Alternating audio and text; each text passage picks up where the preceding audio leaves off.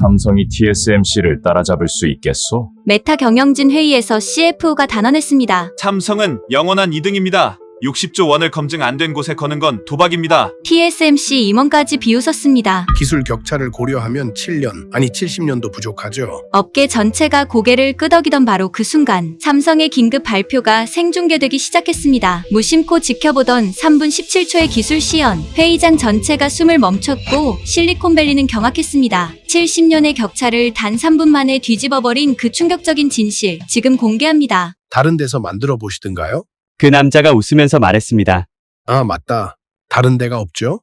저는 그 순간 얼굴에서 피가 싹 빠지는 걸 느꼈습니다. 60조 원을 들고 찾아온 세계 5위 빅테크한테 대만 반도체 회사 임원이 코웃음을 치며 던진 말이었어요. 제 이름은 네이선 콜드웰, 메타 AI 하드웨어 부문 시니어 디렉터입니다. 반도체 업계에서 20년을 살아온 사람이에요.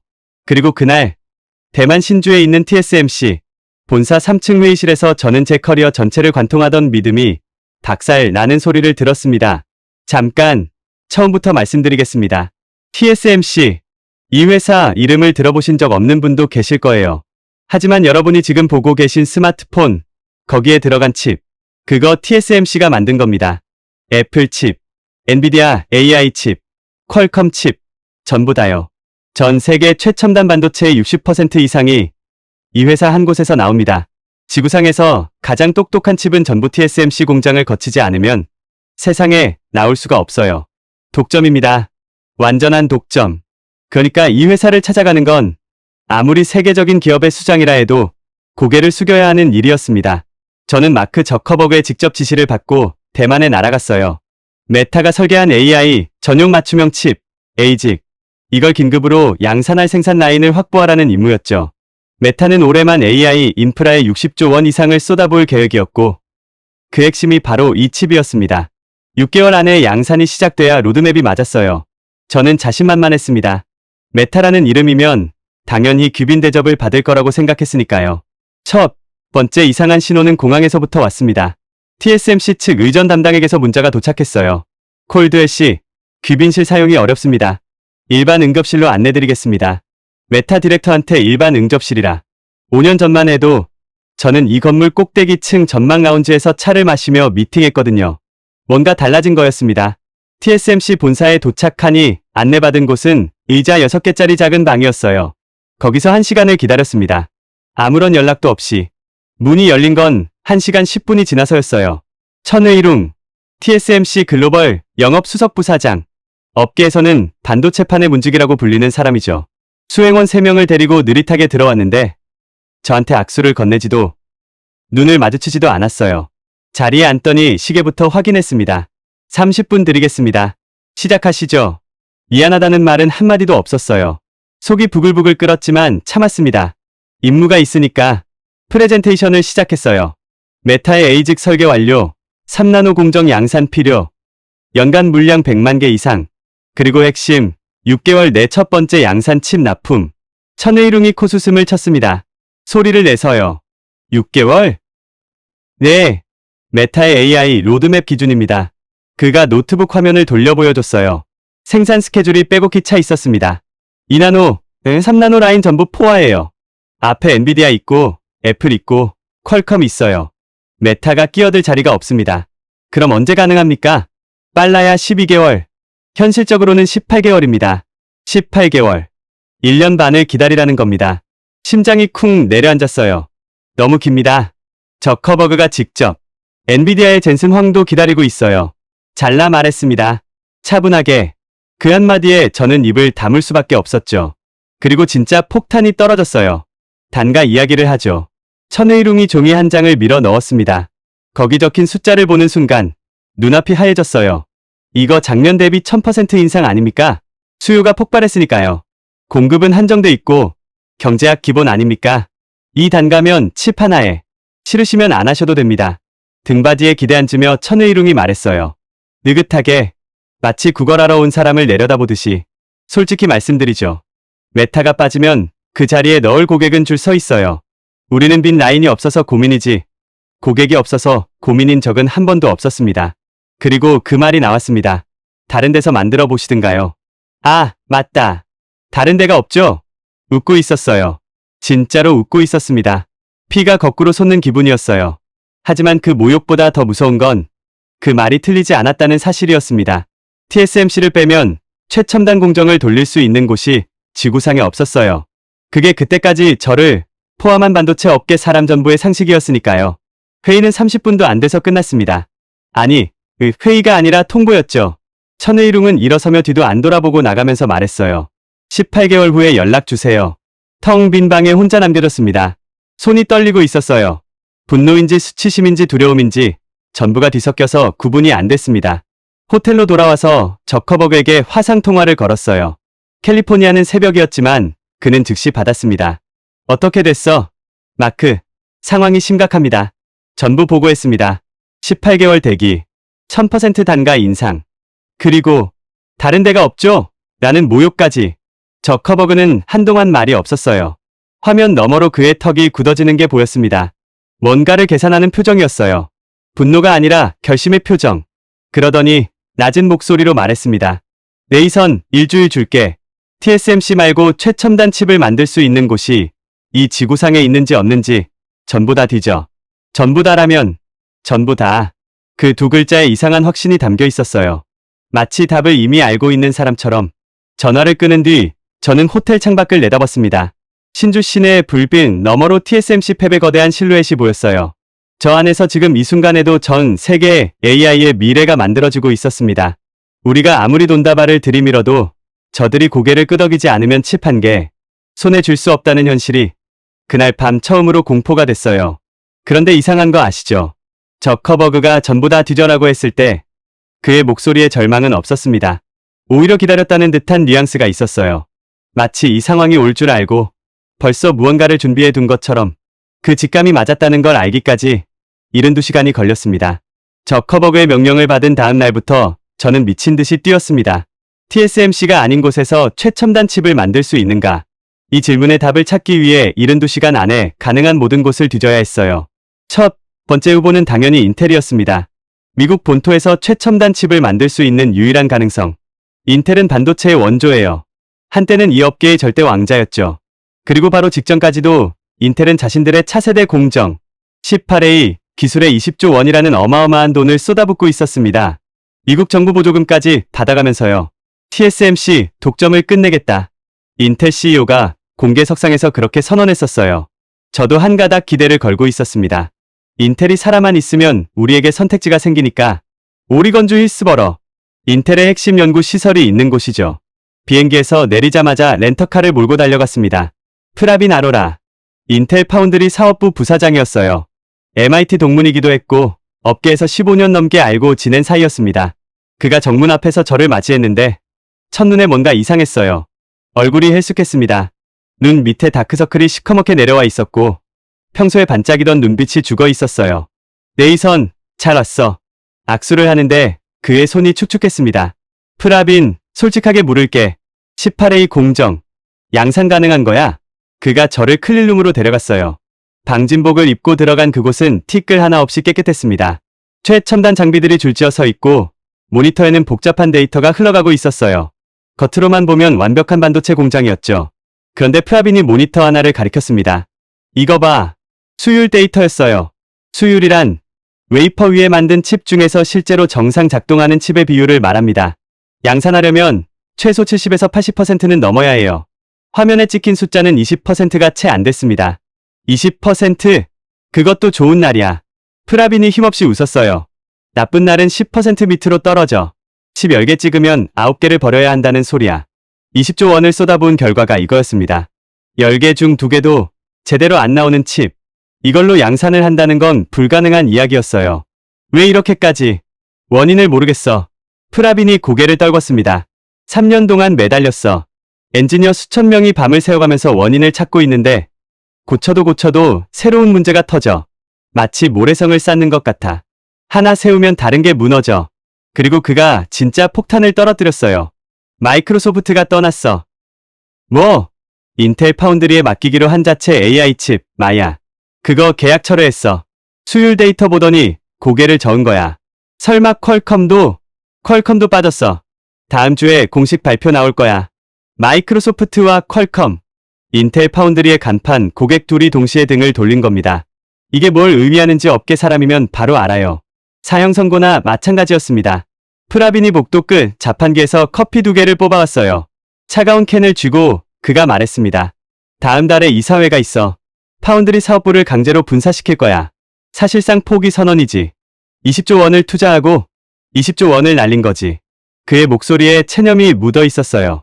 한때 세계 반도체를 지배했던 인텔. 그 인텔이 20조 원을 쏟아붓고도 칩 하나 제대로 못 만들고 무너지는 걸 눈앞에서 보고 있었습니다. 인텔이 아니면 남은 건 하나였어요. 글로벌 파운드리스. 미국의 팹을 가진 유일한 다른 파운드리 업체. 전화를 걸었습니다. GF에서는 3나노, 2나노 공정이 가능합니까? 상대방이 잠깐 침묵하더니 씁쓸하게 웃었어요. 콜드웰 씨, 저희는 7나노 이하를 아예 포기했습니다. 포기요? 개발 비용이 천문학적이라 감당이 안 돼서 손을 뗐어요. 저희는 구형 칩만 만듭니다. 2나노, 3나노는 아예 못합니다. 전화를 끊고 저는 한동안 멍하니 앉아 있었습니다. 인텔, 탈락. 수율 미달. 글로벌 파운드리스, 탈락. 아예 기술이 없음. TSMC를 빼면 최첨단 칩을 만들 수 있는 곳이 지구상에 단 한 곳도 없었습니다. 진짜로요. 단 한 곳도. 가슴이 답답해졌어요. 호텔방에 앉아서 천장을 올려다봤습니다. 천의룡의 그 비웃음이 귓속에서 맴돌았어요. 다른 데가 없죠? 그 말이 사실이었던 겁니다. 진짜로 다른 데가 없었어요. 저커버그에게 뭐라고 보고해야 하나? 마크. 대안이 없어. TSMC 조건을 받아들이는 수밖에 없어. 이 말을 해야 하나? 60조 원짜리 AI 계획의 목줄을 TSMC한테 영원히 쥐어주는 수밖에 없다고? 그날 밤 프라빈에게서 문자가 왔습니다. 시간은 자정이 넘어 있었어요. 내용은 단 한 줄이었습니다. 네이선, 한 곳이 더 있어. 삼성. 저는 그 문자를 보고 피식 웃었어요. 삼성 파운드리? 솔직히 말하면 그건 제 선택지에 없었습니다. 업계 상식이 그랬거든요. 삼성 파운드리는 TSMC의 2인자. 만년 2등. 수율이 안 나온다. TSMC만 못하다. 이게 실리콘밸리에서 20년간 통용되던 평가였어요. 그래서 저는 답장을 안 쳤습니다. 진지하게 받아들이지 않은 거죠. 그런데 다음 날 아침 프라빈이 다시 연락을 해왔어요. 이번엔 전화였습니다. 네이선, 내 문자 봤어? 봤어. 근데 프라빈, 삼성은 나도 알아. 네가 뭘 생각하는지. 나도 그렇게 생각했으니까. 근데 내가 최근에 알게 된 게 있어. 뭔데? 삼성이 갖고 있는 게 있어. TSMC도 인텔도 지구상 어디도 갖고 있지 않은 것. 그게 뭔데? 그가 잠깐 뜸을 들였어요. 직접 가서 봐. 내가 말로 해봐야 안 믿을 거야. 눈으로 확인해. 전화를 끊고 저는 혼란스러웠습니다. 프라빈은 허튼 소리를 할 사람이 아니에요. 인텔 파운드리가 무너지는 걸 직접 겪은 사람이 삼성을 보라고 한다? 뭔가가 있긴 있는 건가? 반신반의하면서 저는 그 이야기를 저커버그에게 전했어요. 마크, 인텔은 끝났어. GF도 불가능해. 그런데 인텔 쪽에서 삼성을 보라고 합니다. TSMC도 인텔도 없는 뭔가를 갖고 있다고. 짧은 침묵이 흘렀어요. 삼성이라. 저커버그의 목소리가 달라졌습니다. 아까의 그 톤, 마치 답을 이미 알고 있는 듯한 그 뉘앙스가 다시 느껴졌어요. 가봐, 네이선. 한국, 직접 확인하고 와. 전화를 끊은 뒤 저는 멍하니 스마트폰을 내려다봤습니다. 한국이라, 삼성이라. 솔직히 기대보다는 의구심이 컸어요. 하지만 다른 선택지가 없었습니다. TSMC한테 무릎을 꿇느냐? 아니면 마지막 가능성이라도 확인해보느냐? 그리고 바로 그때 소피 린드스트롬이라는 이름이 제 이메일에 떠올랐습니다. 미국 국방부 반도체 안보 분석관. 그녀가 보낸 보고서 제목이 눈에 박혔어요. 대만 해협 유사시 전 세계의 AI 인프라 동시 마비 시나리오. 그 보고서를 열어본 순간 이건 단순히 메타의 칩 수급 문제가 아니라는 걸 깨달았습니다. 이건 전쟁 이야기였어요. 소피 린드스트롬의 보고서는 미국 국방부가 의회에 제출한 공식 문서였습니다. 기밀 등급은 아니었지만 거기 적힌 내용은 기밀보다 더 무서웠어요. 시나리오는 이랬습니다. 중국이 대만 해협을 봉쇄한다. 군사행동이든 해상 봉쇄든 방법은 상관없어요. 대만이라는 섬의 물자가 드나들지 못하게 막는 순간 전 세계 최첨단 반도체 공급의 60%가 동시에 끊깁니다. 60%. 이게 얼마나 무서운 숫자인지 풀어서 말씀드릴게요. 엔비디아의 AI 가속기가 나오질 않습니다. 데이터 센터가 멈춥니다. 챗GPT 같은 AI 서비스가 2주 안에 셧다운됩니다. 자율주행 차량의 길 위에 서버립니다. 병원의 AI 진단 시스템이 꺼집니다. 금융거래 시스템에 장애가 생깁니다. 스마트폰 신제품은 출시 자체가 불가능해집니다. 이게 한두 달이 아니에요. TSMC 규모의 팹을 새로 짓는데 최소 3년에서 5년이 걸립니다. 대만이 막히는 순간 전 세계는 최소 3년간 반도체 암흑기에 들어가는 겁니다. 보고서의 마지막 페이지에 이런 문장이 있었어요. 현재 대만 의존도는 미국 국가 안보에 대한 최고 수준의 위협이다. 최고 수준. 미국 국방부가 공식 문서에 이 표현을 썼다는 건 이게 가상의 시나리오가 아니라 실제로 일어날 수 있는 일이라고 보고 있다는 뜻이었습니다. 저는 보고서를 덮고 한동안 가만히 있었어요. 등골이 서늘해지는 기분이었습니다. 그때까지 저는 이걸 메타의 비즈니스 문제라고만 생각하고 있었거든요. 10단가가 비싸다, 납기가 길다, 협상을 잘해야 한다. 그런 차원의 문제라고요. 하지만 이건 그런 게 아니었어요. 이건 전 세계 기술 문명의 목줄이 대만이라는 작은 섬 하나에 매달려 있다는 이야기였습니다. 그리고 그 섬 바로 옆에 중국이 있고요. 저커버그에게 바로 화상 통화를 걸었습니다. 마크, 보고서 읽었어? 읽었어. 이건 단가 문제가 아니야. 우리가 TSMC에 묶여있는 한 중국이 대만을 건드리는 순간 메타는 끝이야. AI 서버가 멈추고 인스타그램이 멈추고 왓츠앱이 멈춰. 40억 명이 쓰는 서비스가 한 방에 날아가는 거라고. 알아. 저커버그의 대답이 너무 담담해서 오히려 놀랐어요. 마크, 놀랍지도 않아. 네이선, 나는 이걸 2년 전부터 생각하고 있었어. 2년 전이라고요? 그래서 리보스를 인수한 거야. 리보스. 에이직 설계 전문 스타트업이었어요. 메타가 작년에 인수한 회사인데 당시 업계에서는 왜 저커버그가 이런 작은 회사를 샀는지 의아해했거든요. 리보스를 산 건 설계를 우리가 직접 하기 위해서야. 칩 설계를 남한테 맡기면 그것도 목줄이 되거든. 설계는 우리가 쥐고 제조만 맡기는 구조. TSMC 없이도 돌아가는 구조. 그걸 처음부터 만들려고 했어. 근데 제조를 맡길 데가 없잖아. 인텔이 무너졌고 GF는 포기했고 그래서 삼성이잖아. 저커버그의 목소리에 힘이 실렸습니다. 네이선, 나한테 지부티 항구 이야기를 해준 사람이 누군지 알아? 갑자기 지부티요? 무슨 소리야, 마크. 몇 년 전에 아프리카에서 비슷한 사례가 있었어. 중국이 지부티한테 항구를 지어줬어. 공짜로. 800억 달러짜리. 근데 그게 선물이 아니라 덫이었던 거야.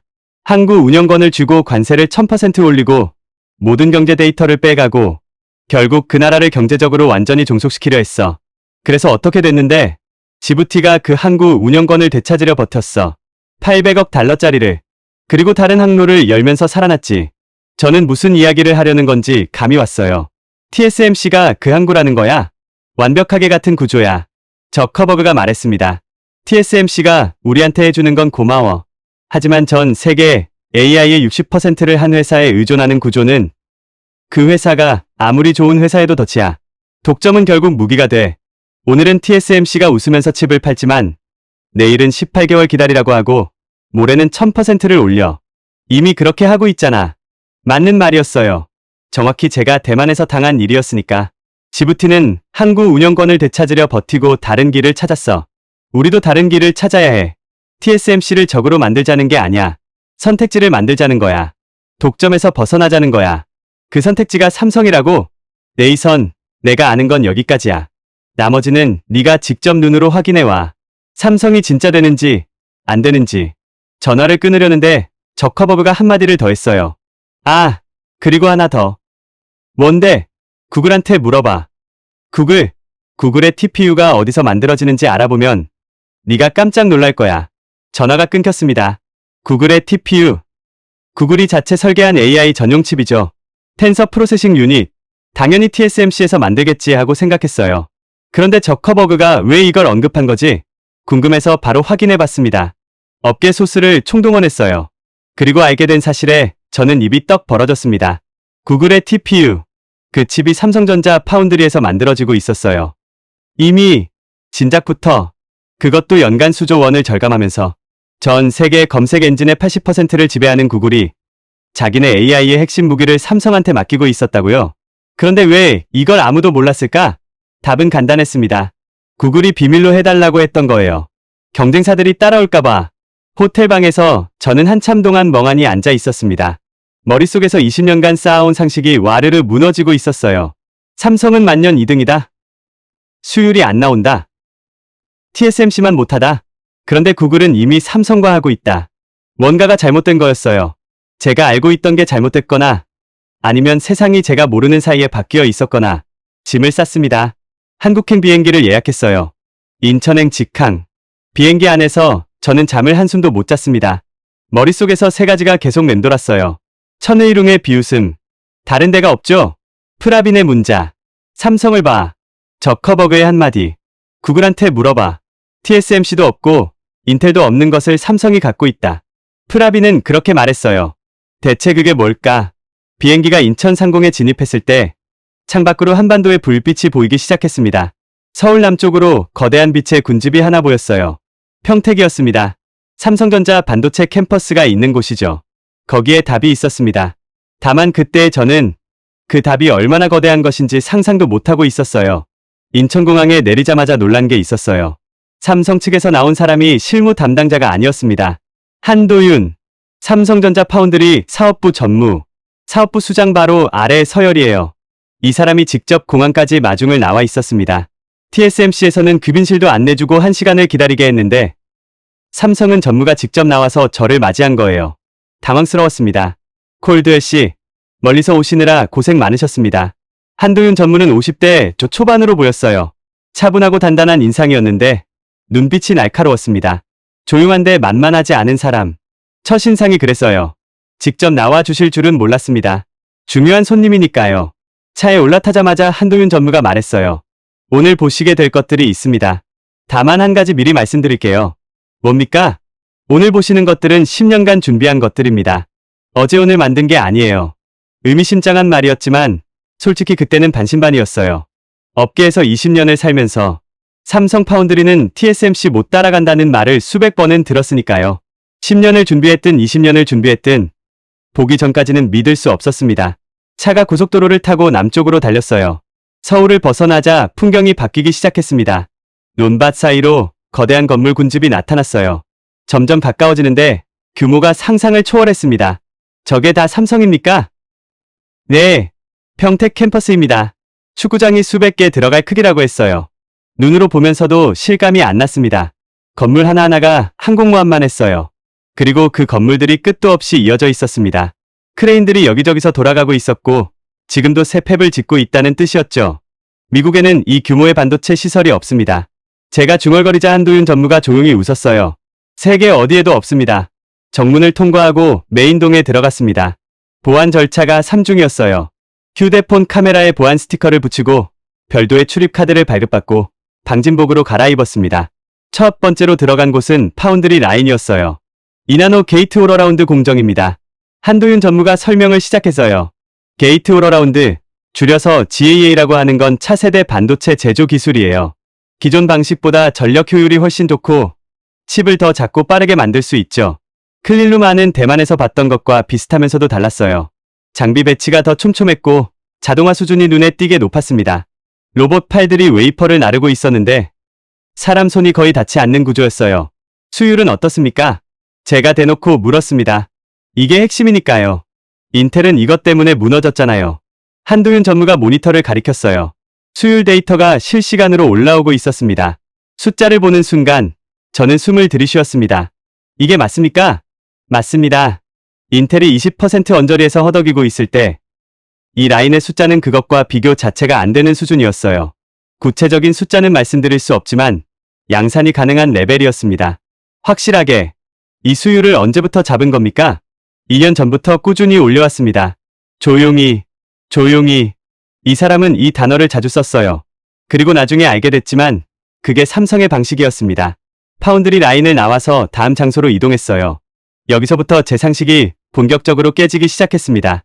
이쪽은 HBM 라인입니다. HBM, 고대역 폭 메모리, AI 칩의 성능을 결정짓는 핵심 부품이에요. 아무리 좋은 프로세서를 만들어도 이 메모리가 뒷받침이 안 되면 AI가 제대로 돌아가지 않습니다. 새로운 인물이 나타났어요. 유재하, 삼성전자 HBM 연구소장이었습니다. 40대 후반, 마른 체격의 안경을 쓴 전형적인 연구자 스타일이었는데 자기 기술을 이야기할 때 눈이 반짝거렸어요. 콜드웰 씨, 이게 HBM사입니다. 그가 보여준 건 손톱만 한 크기의 칩이었어요. 이 작은 것 안에 메모리 칩 여러 장이 수직으로 적층돼 있었습니다. 데이터 전송 속도가 초당 1.2TB입니다. 초당 1.2TB. 영화 한 편이 보통 2에서 3GB니까 이 칩 하나로 1초에 영화 400편을 전송할 수 있다는 소리예요. 이걸 만들 수 있는 곳이 전 세계에 3곳뿐입니다. SK하이닉스, 삼성, 마이크론. 유재하 소장이 손가락을 3개 펴보였어요. 근데 여기서 중요한 건 TSMC는 이걸 못 만든다는 겁니다. TSMC가요? 네, TSMC는 칩을 만드는 회사지 메모리를 만드는 회사가 아니에요. HBM은 TSMC 기술로는 불가능합니다. 순간 머릿속에서 뭔가가 연결되기 시작했어요. 아직 완전하지는 않았지만 퍼즐 조각이 맞춰지는 느낌이었습니다. 그리고 세 번째 장소로 이동했어요. 여기서 저는 진짜로 무릎을 칠 뻔했습니다. 어드밴스드 패키징 라인입니다. 어드밴스드 패키징. 쉽게 설명하면 이렇습니다. 프로세서 칩과 HBM 메모리를 하나로 합치는 기술이에요. 아무리 좋은 칩과 좋은 메모리를 따로따로 만들어도 이 둘을 하나로 합치지 못하면 AI 가속기가 완성되지 않습니다. 레고 블록을 아무리 좋은 걸 사와도 조립을 못하면 소용없는 것과 같은 거예요. 한도윤 전무가 말했습니다. 이 라인에서 파운드리로 만든 프로세서와 HBM을 하나의 패키지로 합칩니다. 설계부터 제조, 메모리, 패키징까지 전부 이 캠퍼스 안에서 한 지붕 아래에서 그 순간 퍼즐이 완성됐어요. 잠깐만요.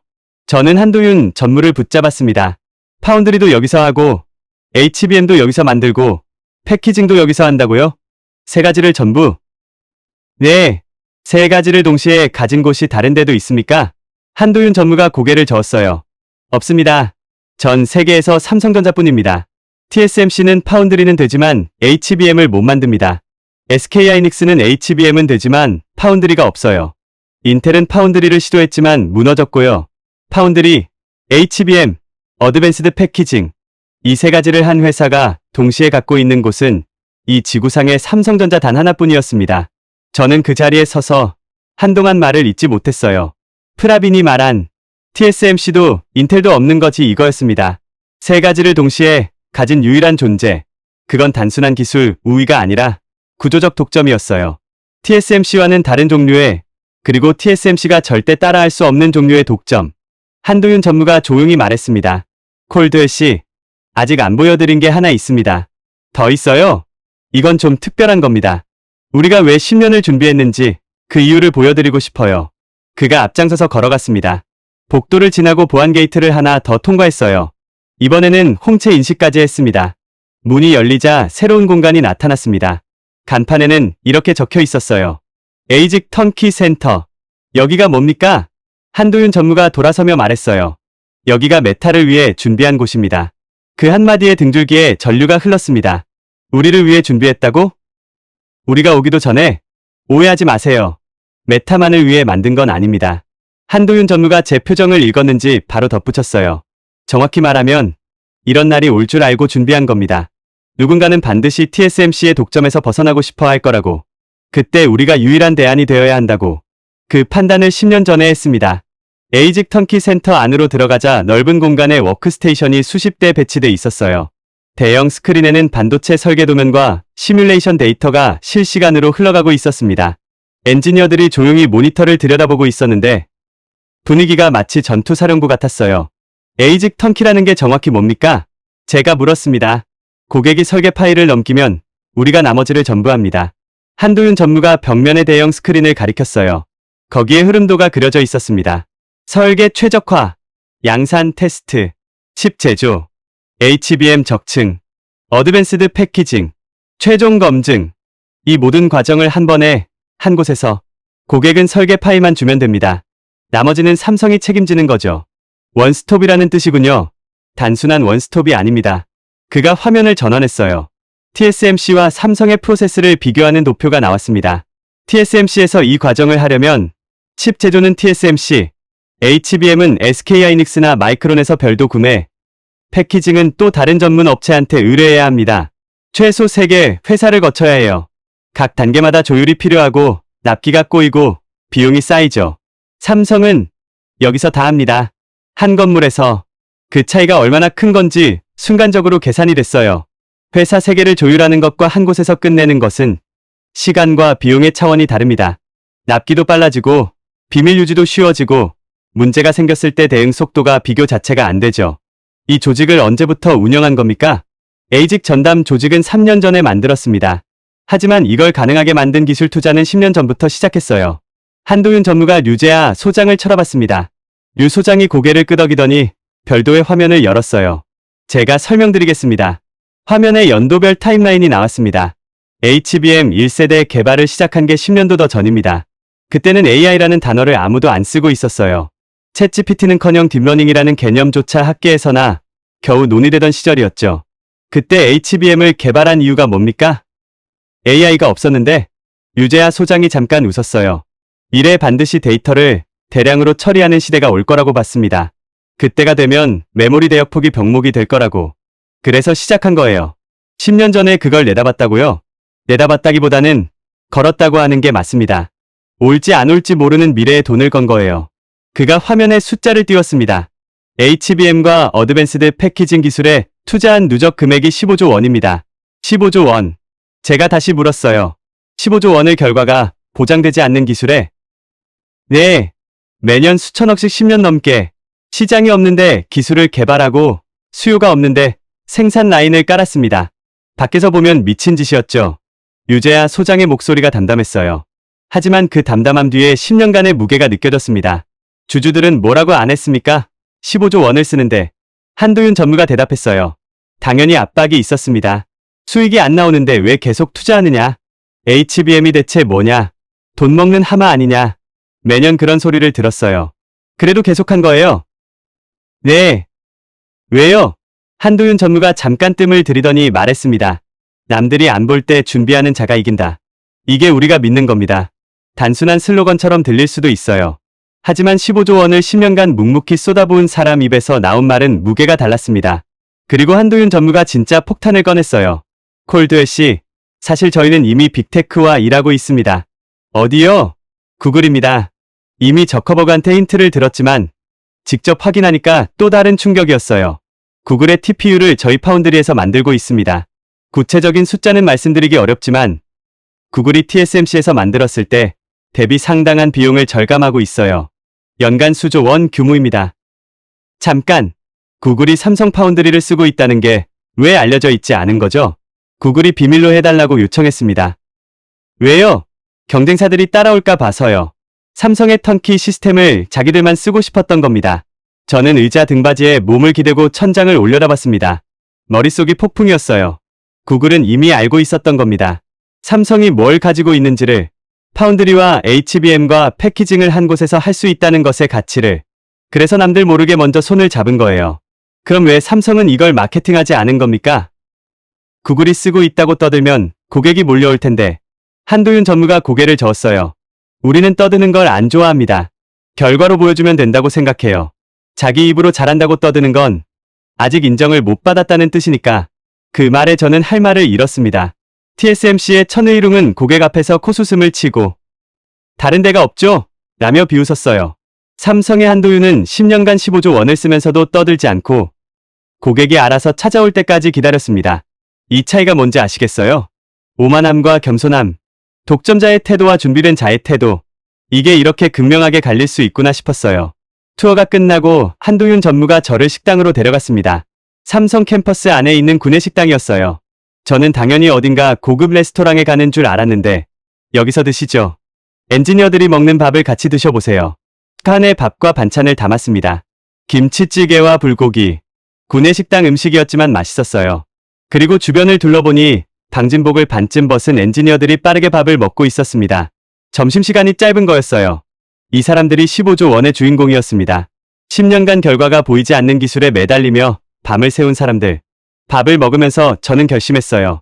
돌아가면 저커버그에게 이 한마디를 할 거라고. 삼성입니다.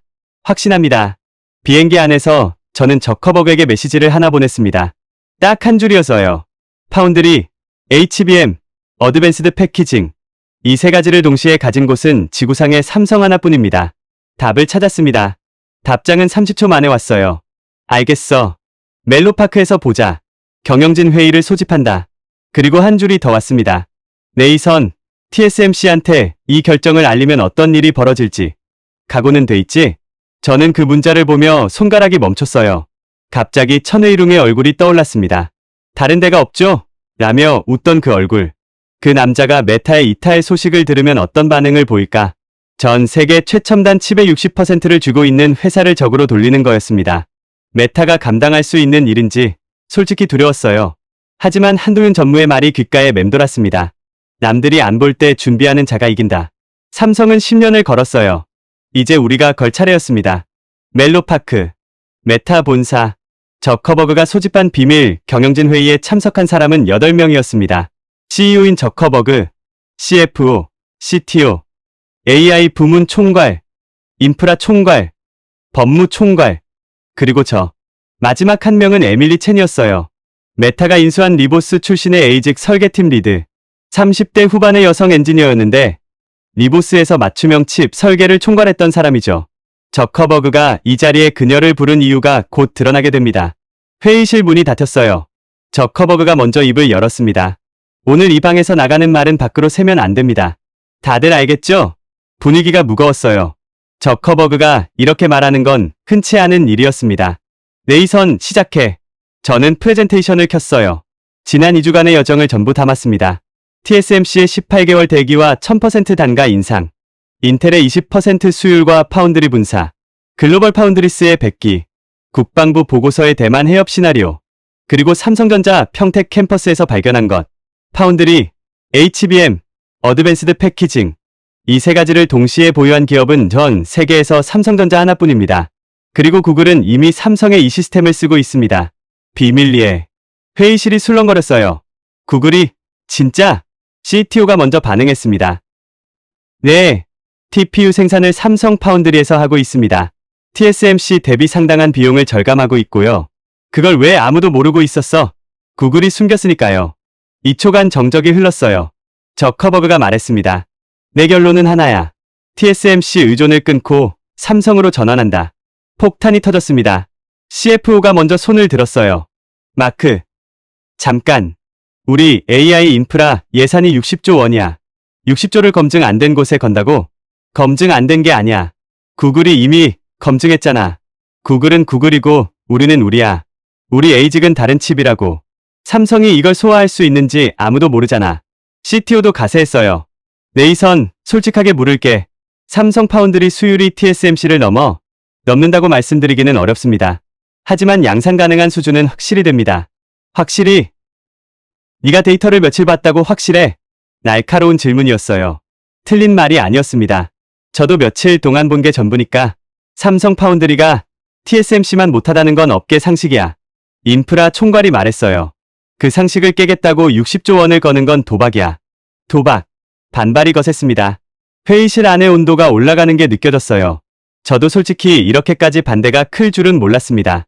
그때 에밀리 첸이 손을 들었어요. 제가 한 말씀 해도 될까요? 리보스 출신인 그녀는 메타에서 아직 짬이 짧았어요. 경영진 회의에서 발언하는 건 이례적이었죠.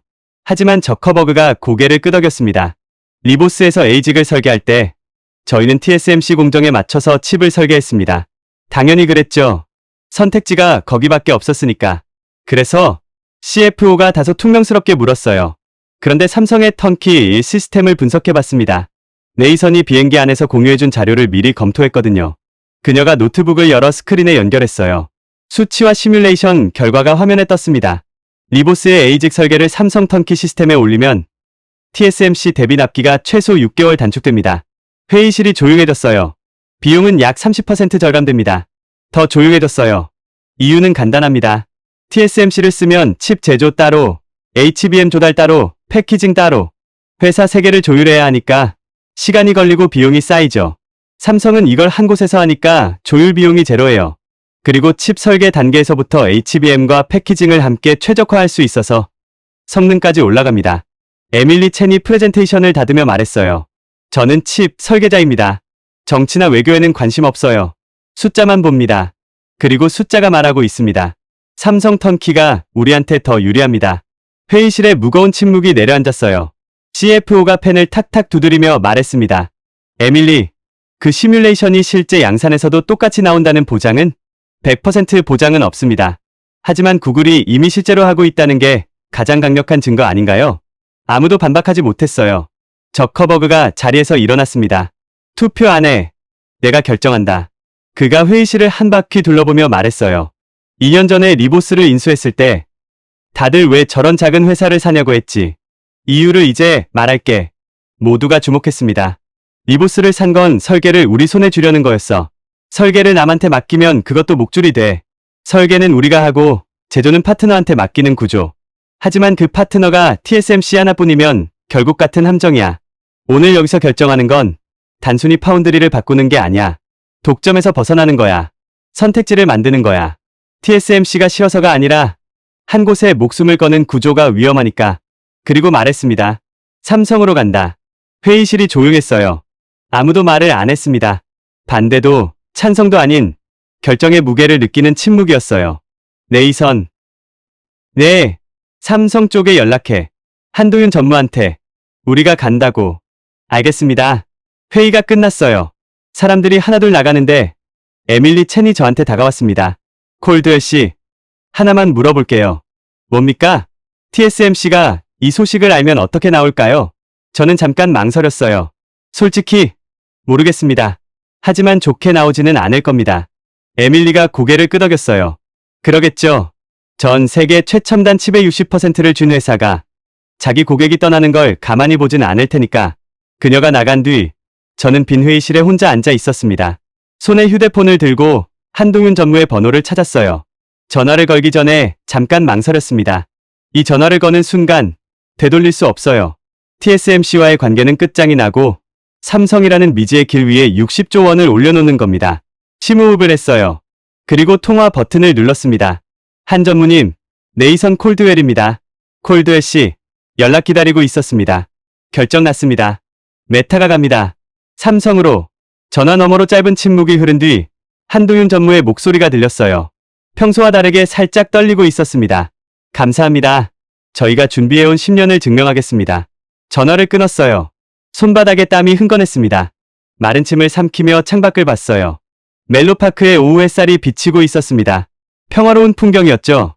하지만 이 결정이 얼마나 큰 폭풍을 불러올지 저는 이미 예감하고 있었어요. 정확히 2시간 후 천의룡에게서 전화가 왔습니다. 전화를 받는 순간 느꼈어요. 이건 평소의 비즈니스 통화가 아니라는 걸. 콜드웰. 이름만 불렀습니다. 미스터도 없이. 천의룡의 목소리는 차갑다 못해 얼음장이었어요. 소문이 돌고 있어. 메타가 에이직 생산을 삼성으로 돌린다면서. 소문이라고 했지만 이미 확인한 톤이었습니다. 업계에서 비밀은 반나절을 못 가요. 맞습니다. 숨길 이유가 없었어요. 솔직하게 말했습니다. 3초간 침묵이 흘렀어요. 전화기 너머로 숨소리만 들렸습니다. 그러다가 터졌어요. 이게 배신이라는 걸 알고 하는 거야? 목소리가 올라갔습니다.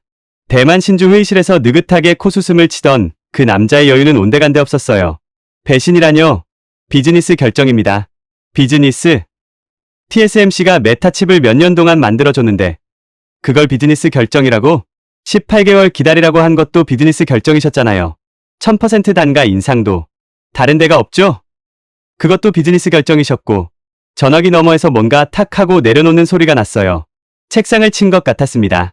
콜드웰, 경고하는 거야. 이건 실수야. 어떤 의미에서요? 삼성이 메타 물량을 감당할 수 있을 것 같아. 삼성 파운드리가 뭔지 알기나 해. 수율도 제대로 못 잡고 고객이 줄줄 빠지고 있는 곳이야. 거기 60조 원을 맡긴다고? 그건 저희가 판단할 문제입니다. 좋아. 그럼 이것도 알아둬. 천의룡의 목소리가 다시 차가워졌어요. 오히려 이 톤이 더 무서웠습니다. 메타가 삼성으로 돌리는 순간 메타의 기존 TSMC 물량은 후순위로 밀린다. 지금 라인에서 돌아가고 있는 메타 칩들, 유지보수, 추가 생산, 전부 뒤로 빠져. 그건 엔비디아가 그 라인을 원하거든. 애플도 기다리고 있어. 메타가 빠지면 그 자리에 줄 서 있는 고객이 쌓여 있어. 나가겠다면서 기존 물량까지 지켜줄 거라고 생각했어? 심장이 쿵했어요. 이건 예상한 시나리오이긴 했지만 직접 들으니까 다른 무게였습니다. 메타가 현재 TSMC에서 돌리고 있는 기존 칩들의 생산이 불안정해질 수 있다는 뜻이었어요. 삼성 라인이 완전히 돌아가기 전에 기존 공급이 끊기면 전환 과정에서 공백이 생기는 겁니다. 그리고 하나 더. 천의룡이 말했어요. 업계에 삼성 파운드리의 진짜 상황을 알릴 거야. 수율 데이터, 고객 이탈 이력, 전부. 메타가 어디에 돈을 맡기려고 하는지 세상이 알게 될 거야. 그건 삼성의 기밀 아닙니까? 우리한테도 소스가 있어. 협박이었어요. 노골적인 협박. 메타를 떠나게 두지 않겠다는 것. 그리고 떠나더라도 대가를 치르게 하겠다는 것. TSMC의 독점이 얼마나 무서운 무기인지를 보여주는 순간이었습니다. 마지막으로 말하는 거야. 콜드웰. 천의룡의 목소리가 나지막해졌어요. 삼성은 영원한 2인자야. 그건 변하지 않아. 너희가 뭘 하든. 전화가 끊겼습니다. 저는 한동안 전화기를 내려놓지 못했어요. 손이 떨리고 있었습니다. 분노와 두려움이 동시에 밀려왔어요. 바로 저커버그에게 보고했습니다. 마크, TSMC가 기존 물량을 인질로 잡겠다고 합니다. 그리고 삼성에 대한 네거티브를 업계에 퍼뜨리겠다고요. 저커버그는 잠깐 침묵했다가 말했어요. 천의룡이 뭐라고 했어? 배신의 대가를 치르게 될 거라고. 그래. 저커버그의 목소리에 분노가 아니라 냉소가 담겨 있었어요. 18개월 기다리라고 한 게 파트너야? 1000% 올린 게 파트너야? 다른 데 없으니까 받아들이라고 비웃은 게 파트너야? 이건 파트너가 아니야. 네이선. 교도관이야. 우리는 수감자였고 맞는 말이었어요. 정확하게 맞는 말이었습니다. 흔들리지 마. 예상한 일이야. TSMC가 가만히 있을 리가 없었잖아. 기존 물량 공백은 어떡합니까? 에밀리한테 데뷔 시나리오 만들게 해. 그리고 한도윤 전무한테도 알려. 상황이 어떻게 돌아가는지 삼성도 알아야 해. 전화를 끊고 저는 한도윤 전무에게 연락했어요. 한 전무님, TSMC가 움직이기 시작했습니다. 있었던 일을 전부 전했어요. 기존 물량, 후순위 협박, 업계 네거티브 유포 예고, 전부. 한도윤 전무의 반응은 놀라울 만큼 담담했습니다. 예상했습니다. 예상했다고요?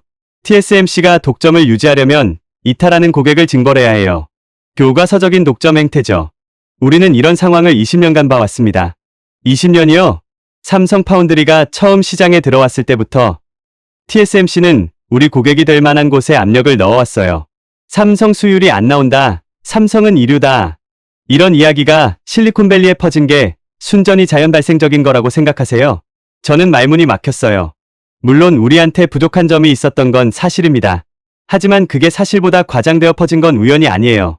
순간 머릿속을 번개가 때렸습니다. 제가 20년간 삼성 파운드리에 대해 갖고 있던 편견, 만년 2등, 수율 미달, TSMC만 못하다는 그 상식, 그게 순수한 팩트가 아니라 적어도 일부는 TSMC의 독점 유지 전략에 의해 증폭된 거였을 수 있다는 겁니다. 그래서 우리는 말로 싸우지 않기로 했어요. 한도윤 전무가 말했습니다. 떠들어봐야 소용없으니까. TSMC가 입으로 뭘 퍼뜨리든 상관없어요. 우리는 그냥 결과로 보여주면 됩니다. 칩이 나오고 수율이 나오고 고객이 돈을 아끼면 세상은 결국 알게 됩니다. 하지만 TSMC가 메타의 기존 물량까지 흔들면 전환 과정에 공백이 생길 수 있습니다. 그 부분은 대비가 돼 있어요. 어떻게요? 저희도 바보가 아닙니다. 콜드웰 씨, TSMC에서 큰 고객이 이탈하면 어떤 보복이 올지 모를 리가 없죠. 비상생산 라인을 확보해뒀어요. 메타 물량이 들어오면 곧바로 가동할 수 있는 상태입니다. 이 사람들이 대체 얼마나 먼 미래까지 내다보고 준비한 건가. 소름이 돋았어요. 그 후 일주일간 벌어진 일은 업계를 발칵 뒤집었습니다. 반도체 전문 매체에 기사가 쏟아지기 시작했어요. 삼성 파운드리 수율 문제 제보가, 삼성 파운드리 주요 고객 이탈 이력, 메타의 모험, 성공 가능성은 제목만 봐도 출처가 어디인지 뻔했습니다. 업계 애널리스트들 사이에서도 회의론이 퍼졌어요. 삼성 파운드리가 TSMC를 대체한다? 웃기는 소리다. 메타가 60조 원을 도박에 걸었다. 온갖 부정적인 분석이 쏟아져 나왔습니다. 메타 주가가 하루 만에 3% 빠졌어요. 월가에서 전화가 미친 듯이 쏟아졌습니다. 이게 사실이냐? 삼성으로 돌린다는 게 진짜냐? 주주들한테 뭐라고 설명할 거냐? 에밀리 첸이 저한테 와서 말했어요. 콜드웰 씨, TSMC가 제대로 작정했네요. 그런 것 같아. 근데요. 에밀리가 노트북 화면을 보여줬어요. 이 기사들 제목만 보면 무섭죠. 하지만 기사 안에 삼성 수율의 실제 데이터는 하나도 없어요. 전부 과거, 이력이랑 익명 소스 인용이에요. 팩트가 아니라 프레임이에요. 맞았어요. 기사를 하나하나 뜯어보면 구체적인 근거가 없었습니다. 업계 관계자에 따르면 과거 사례를 볼 때 이런 표현만 가득했어요. 삼성의 현재 수율 데이터를 직접 인용한 기사는 단 하나도 없었습니다. 프레임. TSMC는 팩트가 아니라 프레임으로 싸우고 있었어요. 그리고 그게 통하고 있었습니다. 왜냐면 업계의 오래된 편견이 그 프레임을 받쳐주고 있었으니까. 하지만 한도윤 전무의 말이 떠올랐어요. 우리는 결과로 보여주면 됩니다. 결과. 결국 칩이 나오면 모든 게 증명되는 거였어요. 그 주 금요일 밤, 저는 사무실에서 야근을 하고 있었습니다. 그때 저커버그에게서 메시지가 왔어요. 네이선, 뉴스 봤어? 어떤 뉴스요? 블룸버그 속보. 급히 열어봤습니다. 속보 제목을 보는 순간 저는 의자에서 벌떡 일어났어요. AMD, 삼성전자와 HBM사 공급 및 파운드리 협력 논의 중. AMD, 엔비디아의 최대 라이벌이자 AI 칩 시장의 2인자. 그 AMD가 삼성에 접촉하고 있다는 겁니다. 저커버그의 메시지가 이어졌어요. 우리만 떠나는 게 아니었어. 심장이 뛰기 시작했습니다. 메타 하나가 움직이자 도미노가 시작된 거였어요.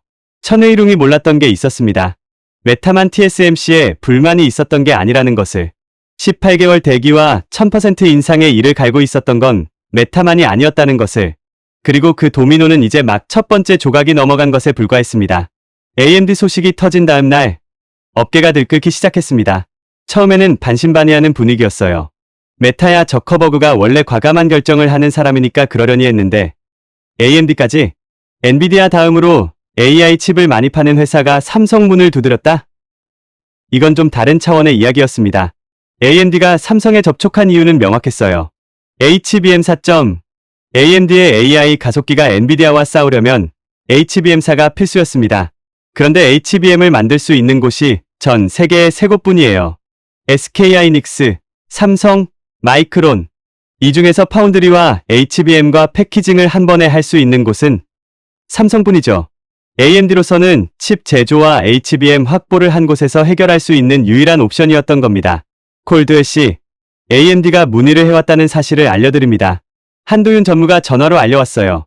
목소리가 평소와 같았습니다. 흥분하거나 들뜬 기색이 전혀 없었어요. 축하드립니다. 한 전무님. 아직 아닙니다. 문의는 문의일 뿐이에요. 그런데 문의가 하나로 끝나지 않았어요. 이틀 후 또 다른 소식이 들려왔습니다. 이번에는 마이크로소프트였어요.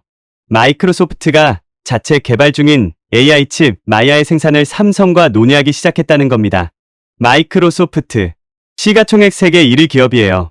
이 회사가 움직였다는 건 업계에서 완전히 다른 신호로 읽혔습니다. 메타는 독자 행보라고 치부할 수 있어요. AMD도 HBM 때문이라고 설명이 되죠. 하지만 마이크로소프트까지 삼성을 보고 있다면 이건 단발성 이벤트가 아니라 흐름의 전환이었습니다. 에밀리 첸이 제 사무실로 뛰어왔어요. 콜드웰씨, 방금 업계 채팅방이 난리가 났어요.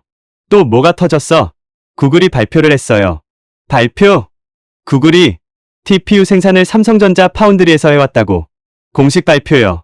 저는 순간 멍해졌어요. 구글이 비밀로 하고 있던 그걸 공개한 겁니다. 지금 이 타이밍에 왜 지금 공개한 거지? 에밀리가 기사를 읽어줬어요. 구글 클라우드 수석부사장의 코멘트가 실려 있었습니다.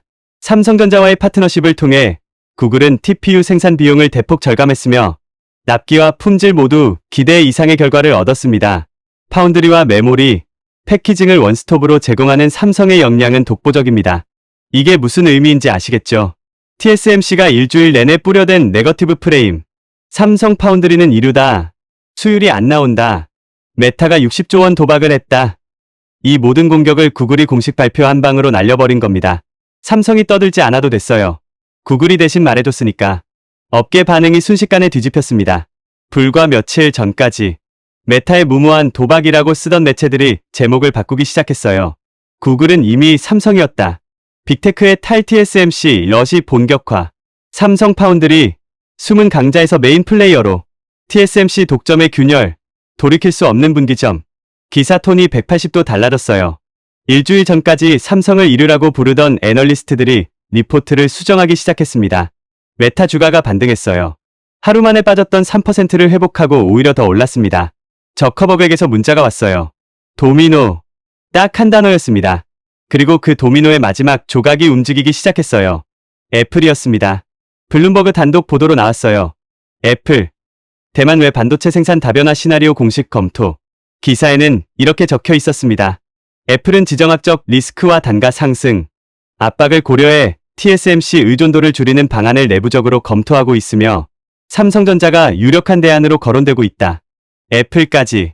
세계에서 TSMC 물량을 가장 많이 가져가는 회사가 움직이기 시작한 겁니다. 콜드웰씨, 한도윤 전무에게서 전화가 왔어요. 이번 주에 미팅 요청이 14건 들어왔습니다. 14건이요? 미국, 유럽, 아시아 빅테크들이에요. 구체적인 이름은 아직 말씀드리기 어렵지만 다들 같은 질문을 합니다. 삼성 턴키 시스템이 정말 되는 거냐고. 한 전무님, 감회가 어떠세요?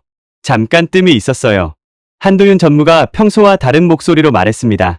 20년을 기다렸습니다. 그 한마디에 모든 게 담겨 있었어요.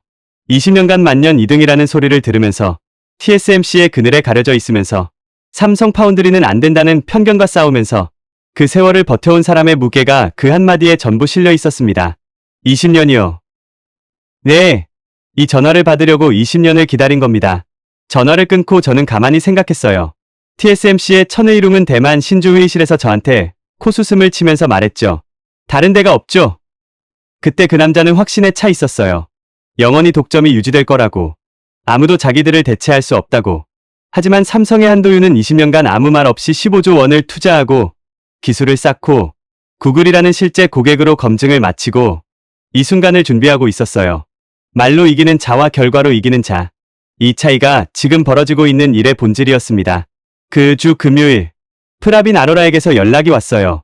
인텔 파운드리 분사가 공식 발표된 직후였습니다. 네이선, 축하해. 고마워, 프라빈. 당신이 삼성을 보라고 했잖아. 그 덕이야. 나는 그냥 팩트를 말했을 뿐이야. 삼성이 세 가지를 동시에 가지고 있다는 팩트. 근데 네이선. 응. TSMC 내부가 심상치 않다는 소문이 있어. 어떤 소문? 고객 이탈이 연쇄적으로 일어나니까 이사회에서 난리가 났대. 천의룡 책임론이 나오고 있다고. 심장이 뛰었어요. 대만 신주 회의실에서 비웃음을 던지던 그 남자. 자기 앞에 줄 서 있는 고객이 넘쳐난다고 자신만만하던 그 남자가 이제 책임을 추궁당하고 있다니. 프라빈, 한 가지만 물을게. 뭐? 인텔 파운드리가 무너지고 TSMC 독점에 균열이 생기고 삼성이 올라오는 이 상황. 업계에 좋은 거야? 나쁜 거야? 프라빈이 바로 대답했어요. 좋은 거지. 독점은 모두를 병들게 해, 네이선. 독점자도, 고객도. TSMC가 18개월 기다리라고 하고 1000%를 올린 건 그들이 나쁜 회사라서가 아니야. 독점이라는 구조가 그렇게 만든 거야. 경쟁이 없으면 누구든 그렇게 돼. 맞는 말이었습니다. 경쟁이 돌아온 건 모두에게 좋은 일이야. TSMC한테도. 결국엔 프라빈의 말을 들으며 저는 생각했어요. 지부티 항구 이야기를 저커버그가 했을 때 그때는 비유라고만 생각했거든요. 하지만 지금 벌어지고 있는 일을 보면 비유가 아니라 구조적으로 완벽히 같은 이야기였습니다. 독점이 덫이 덫에서 벗어나기 위해 대안을 찾고 대안이 만들어지자 독점이 무너지기 시작하는 것. 지부티는 항구를 폭파했어요. 우리는 계약을 파기했고요.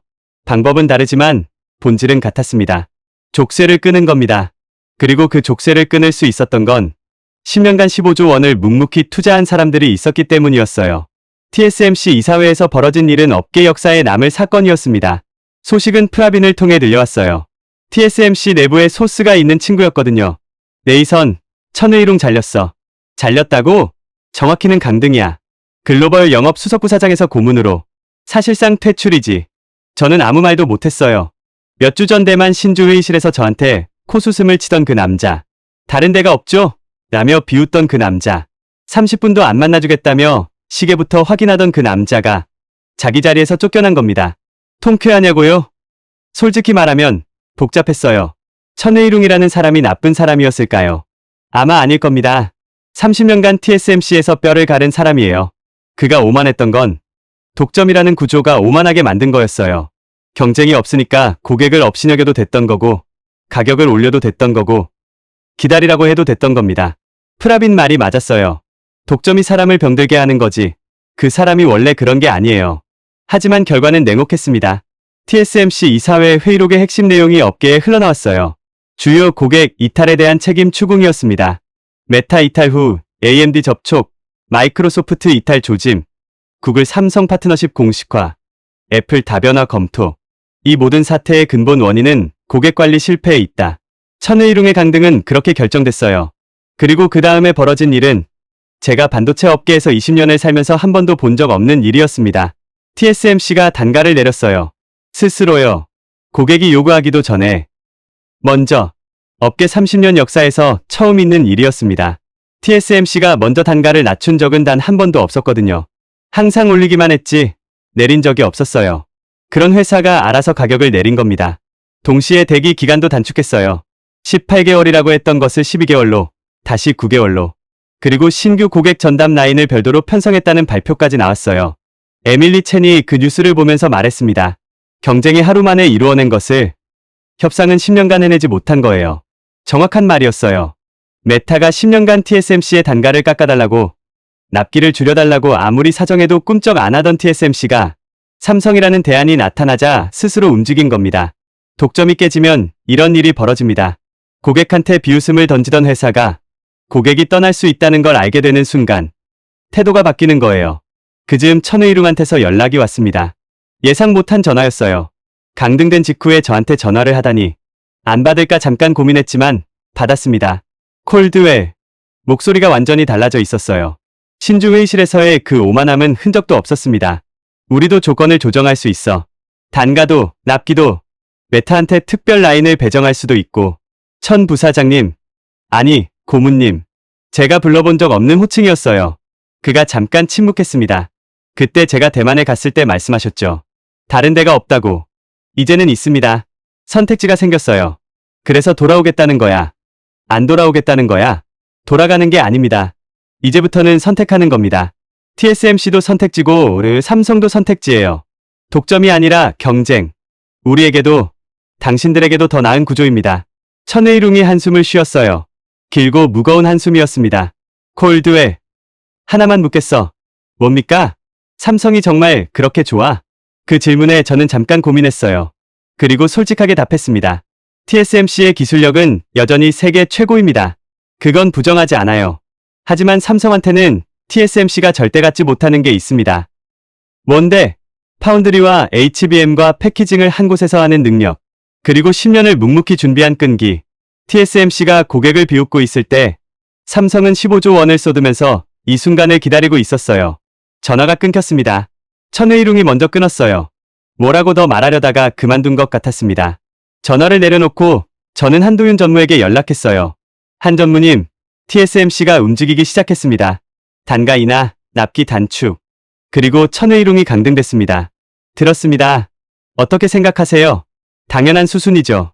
경쟁이 생기면 가격이 내려가고 서비스가 좋아지고 고객이 대접을 받는 겁니다. 원래 시장이 그런 거예요.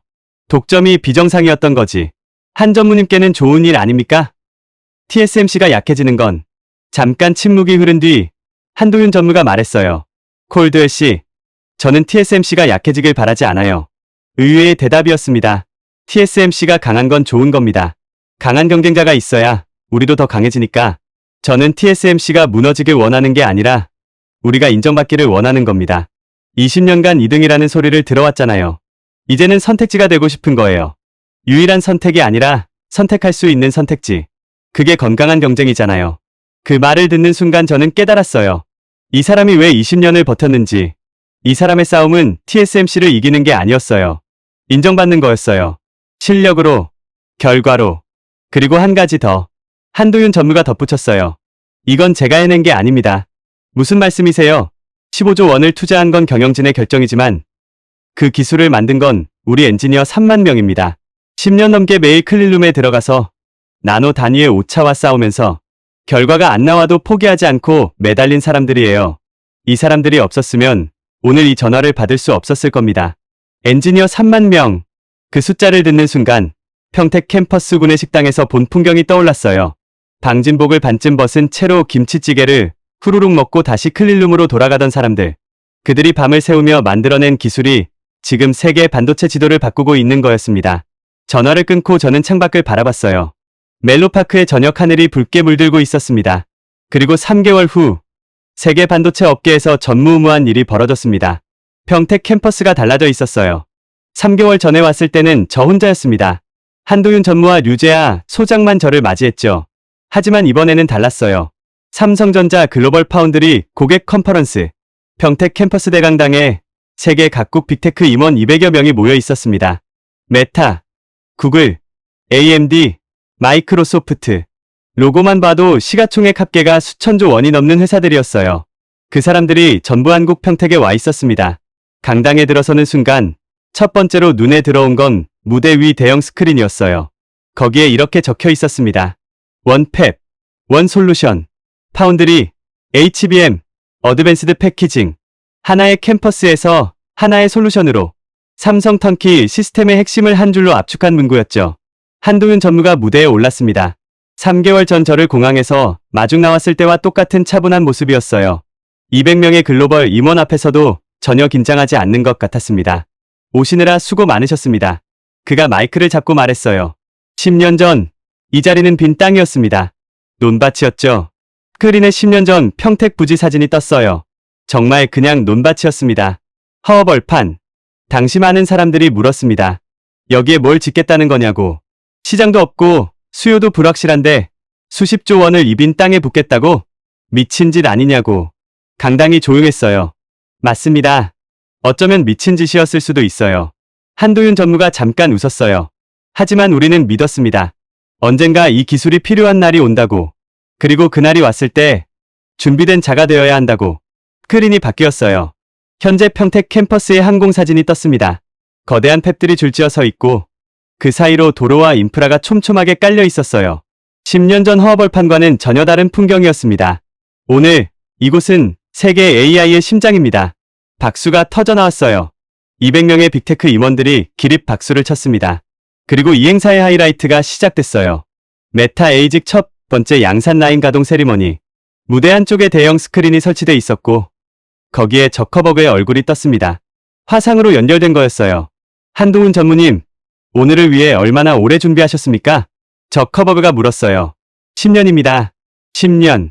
우리가 TSMC에서 18개월 기다리라는 소리를 들었을 때 당신은 이미 10년째 기다리고 계셨던 거네요. 강당에서 웃음이 나왔어요. 기다린 게 아닙니다. 준비한 겁니다. 한도윤 전무가 정정했어요. 저커버그가 고개를 끄덕였습니다. 맞습니다. 준비. 그 단어가 정확하군요. 무대 중앙에 빨간 버튼이 놓여 있었어요. 양산 라인 가동 버튼이었습니다. 한도윤 전무와 화상 속 저커버그가 동시에 카운트를 셌어요. 3, 2, 1점. 버튼이 눌렸습니다. 대형 스크린에 실시간 팹 영상이 뜨면서 메타 에이직 양산 라인이 가동되기 시작했어요. 로봇 팔이 웨이퍼를 집어 올리고 공정 장비가 돌아가는 모습이 생중계됐습니다. 박수가 다시 터졌어요. 이번에는 더 길고 더 크게. 저도 박수를 쳤습니다. 그런데 이상하게 눈이 뜨거워졌어요. 몇 주 전에 대만 신주에서 1시간을 기다리고 코수슴을 당하고 다른 데가 없죠? 라는 모욕을 들었던 사람이 저였어요. 그리고 지금 삼성전자 평택 캠퍼스에서 200명의 글로벌 임원들 앞에서 메타의 칩이 양산되기 시작하는 걸 보고 있었습니다. 세리머니가 끝나고 연단에 제가 올라갈 차례가 왔어요. 한도윤 전무가 저를 소개했습니다. 메타 AI 하드웨어 부문의 네이선 콜드웰 디렉터입니다. 이 파트너십을 처음 연결해 주신 분이죠. 마이크 앞에 서자 200개의 시선이 저한테 쏠렸어요. 잠깐 떨렸지만 할 말은 명확했습니다. 저는 20년간 반도체 업계에서 일하면서 단 한 번도 TSMC 없이 최첨단 칩을 만들 수 있다고 생각한 적이 없었습니다. 강당이 조용해졌어요. 그 상식이 무너진 건 불과 몇 달 전입니다.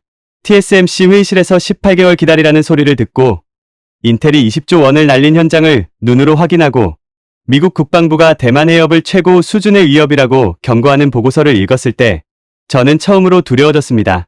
이 구조가 영원히 지속될 수 없다는 걸 깨달았어요. 그리고 한국에 왔습니다.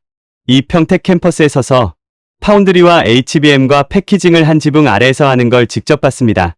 10년간 15조 원을 쏟아보면서 아무도 안 봐줘도 묵묵히 기술을 쌓아온 사람들을 만났습니다. 독점에서 벗어나는 것이 진정한 혁신의 시작입니다. 선택지가 없으면 혁신도 없습니다. 오늘 이 자리가 바로 그 증거입니다.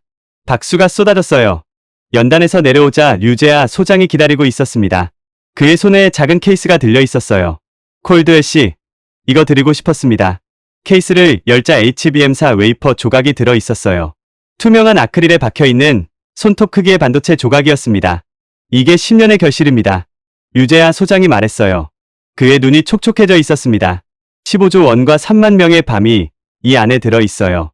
저는 그 웨이퍼 조각을 받아들고 한참 동안 내려다봤어요. 이 작은 것을 만들기 위해 10년간 밤을 새운 사람들, 결과가 안 나와도 포기하지 않은 사람들, 세상이 알아주지 않아도 클린룸에 들어가서 나노 단위의 오차와 싸운 사람들. 행사가 끝난 뒤 뜻밖의 인물을 만났습니다. 컨퍼런스 참석자 명단에 천의룡의 이름은 없었어요. 하지만 한도윤 전무의 태블릿에 메시지가 하나 와 있었습니다. 축하합니다. 한 전무. 경쟁이 있어야 모두가 더 나아집니다. 발신자, 천의룡. 한도윤 전무가 그 메시지를 저한테 보여주며 말했어요. 좋은 징조입니다. TSMC가 달라질까요? 이미 달라지고 있잖아요. 단가를 내렸고 납기를 줄였고 고객 전담 라인을 만들었어요. 경쟁이 그렇게 만드는 겁니다. 한 전무님은 화 안 나세요? 20년간 2등이라고 무시했던 회사인데 한도윤 전무가 잠깐 생각하더니 말했습니다. 화를 낼 시간에 칩을 한 개라도 더 만드는 게 낫습니다. 그 사람답다고 생각했어요. 20년간 그래온 것처럼 평택 캠퍼스를 나서면서 저는 뒤를 돌아봤어요. 해가 지고 있었습니다. 거대한 팹 건물들에 조명이 하나둘 켜지기 시작했어요. 밤이 되어도 멈추지 않는 곳. 24시간 365일 칩을 만드는 곳. 그 불빛이 마치 심장 박동처럼 보였습니다. 세계 AI의 심장. 그 심장이 지금 한국에서 뛰고 있었어요. 인천공항으로 가는 차 안에서 저는 글을 쓰고 있었습니다. 노트북을 무릎 위에 올려놓고 지난 몇 달간 있었던 일들을 정리하고 있었어요. 메타 내부 보고서가 아니었습니다. 개인적인 글이었어요. 누구한테 보여주려고 쓴 게 아니라 제 스스로 정리가 필요했어요.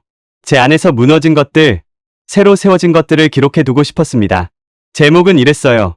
내가 몰랐던 20년에 대하여. 20년. 저는 반도체 업계에서 20년을 살면서 한국을 몰랐습니다. 아니, 정확히 말하면 안다고 생각했어요. 삼성이라는 이름은 알고 있었으니까. 메모리 반도체 세계 1위, 스마트폰 시장 점유율 상위권, 가전제품의 강자. 그 정도로는 알고 있었죠. 하지만 파운드리에 관해서는요. 삼성 파운드리는 TSMC의 영원한 2인자. 수율이 불안정하고 최첨단 공정에서는 TSMC에 미치지 못하는 곳. 이게 실리콘밸리의 상식이었어요. 저도 그 상식을 한 번도 의심하지 않았습니다. 그 상식이 얼마나 틀렸는지를 저는 이번에야 알았어요. 차창 밖으로 평택 캠퍼스의 불빛이 아직 보였습니다. 멀어지고 있었지만 그 불빛의 잔상은 눈에 남아 있었어요. 한동훈 전무와 마지막으로 나눈 대화가 떠올랐습니다. 공항으로 출발하기 직전이었어요. 콜드웰 씨, 다음에 오시면 좋은 소식을 전해드릴 수 있을 겁니다. 무슨 소식이요? 메타 에이직 첫 번째 양산 수율 결과요. 걱정되지 않으세요? 걱정은 합니다. 매일. 하지만 우리 엔지니어들을 믿어요. 10년간 안 되는 걸 되게 만들어 온 사람들이니까. 그리고 한도윤 전무가 말했어요. 지금까지들은 그의 말 중에 가장 개인적인 말이었습니다. 콜드웰 씨, 저는 삼성에 입사한 지 27년 됐어요. 27년이요? 신입사원 때 처음 받은 프로젝트가 64메가 디램이었습니다. 지금 생각하면 웃기죠. 64메가. 요즘 스마트폰 하나에 들어가는 메모리의 몇만 분의 1인데 그가 먼 곳을 바라보며 말을 이었어요. 그때부터 느낀 건데 우리한테는 특별한 게 하나 있습니다. 뭡니까? 안 된다는 소리를 들었을 때 더 파고드는 겁니다. 남들이 포기할 때 한 번 더 해보는 거예요. 삼성만 그런 게 아니라 한국 사람들이 원래 그렇습니다. 27년간 이 회사에서 살아온 사람의 입에서 나온 말이었어요. 반도체라는 게 결국 뭔지 아세요? 안 보이는 것과의 싸움이에요. 나노 단위, 원자 단위에서 벌어지는 전쟁이죠. 눈에 안 보이니까 세상이 알아주지 않아요. 근데 우리 엔지니어들은 매일 그 전쟁을 하고 있어요. 알아주든 안 알아주든. 저는 그 말을 듣고 아무런 대꾸도 못했어요. 유재하 소장이 준 HBM사 웨이퍼 조각이 제 재킷 주머니에 들어 있었습니다. 공항까지 가는 내내 그걸 만지작거렸어요. 손톱만한 크기.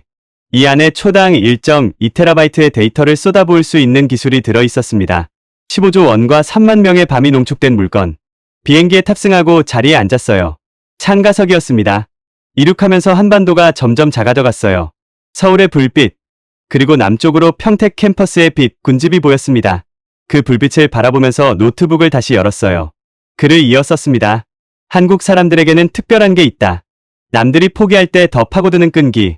결과로 증명될 때까지 조용히 일하는 겸손. 그리고 10년이든 20년이든 될 때까지 매달리는 뚝심. 이 나라는 세계에서 가장 과소평가된 나라다. 그리고 그 과소평가가 지금 거치고 있다.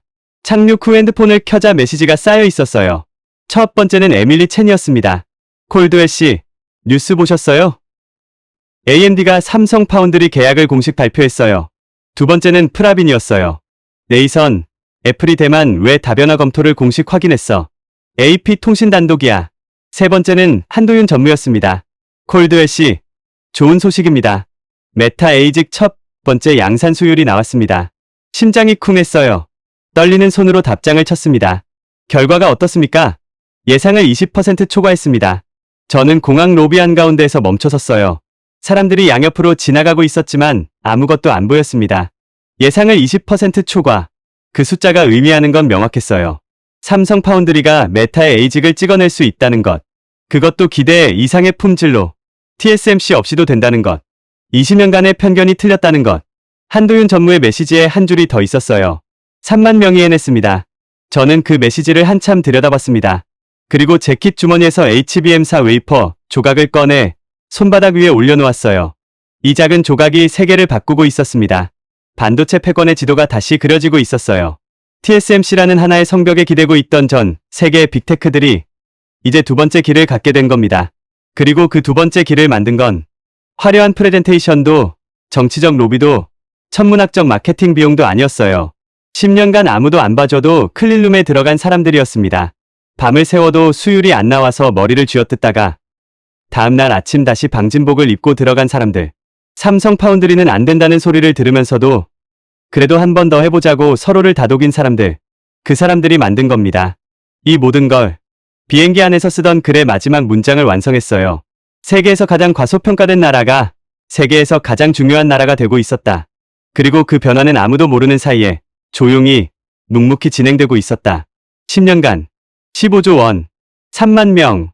그것이 한국의 방식이었다. 10년간 15조 원을 묵묵히 투자하며 아무도 모르게 준비해온 삼성전자 엔지니어 3만 명.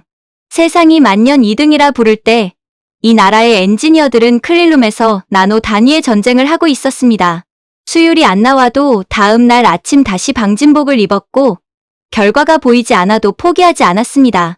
결국 TSMC가 창사 이래 처음으로 스스로 단가를 내렸습니다. 파운드리, 고대역 폭메모리, 어드밴스드 패키징. 이 세 가지를 동시에 가진 기업은 지구상의 삼성전자 하나뿐입니다. 떠들지 않았습니다. 비웃음에 대꾸하지 않았습니다. 그냥 만들었습니다. 그리고 결국 증명했습니다. 그것이 한국의 방식이었습니다. 이 영상이 마음에 닿으셨다면 구독과 좋아요, 그리고 공유 한 번만 부탁드립니다. 여러분의 손끝 하나가 묵묵히 밤을 새우는 엔지니어들에게 보내는 응원이 됩니다. 가슴이 뜨거워지셨다면 댓글에 삼성 화이팅! 한 문장만 남겨주십시오.